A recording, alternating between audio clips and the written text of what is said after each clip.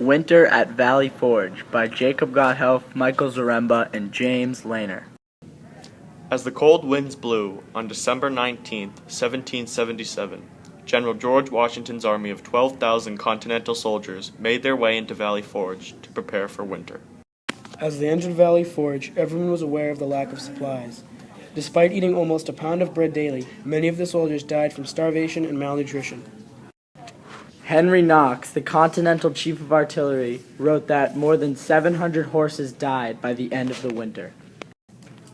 Due to disease, unhealthy living conditions, and lack of clothing, more than 2,500 Continental soldiers died at Valley Forge.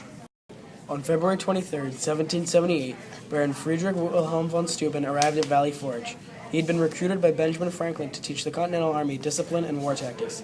He started by teaching 100 model soldiers, who then spread his teachings throughout the Continental Army. His training helped the Colonial Army in key battles at Baron Hill and the Battle of Monmouth. After pleading with Congress for relief and supplies, finally on January 28, 1778, 5 congressmen arrived at Valley Forge to examine conditions of the Continental Army.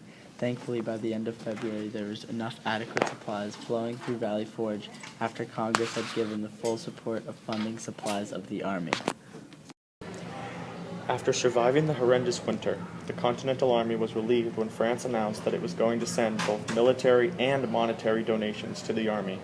After General Horatio Gates won the Battle of Saratoga for the Continental Army, France signed an alliance pact with the 13 colonies on February 6, 1778. Thanks to von Steuben's intense military training at Valley Forge, the Continental Army was able to fight hard against the British. This improved Washington's reputation, boosted the spirits of the soldiers, and led to an indecisive victory at the Battle of Monmouth.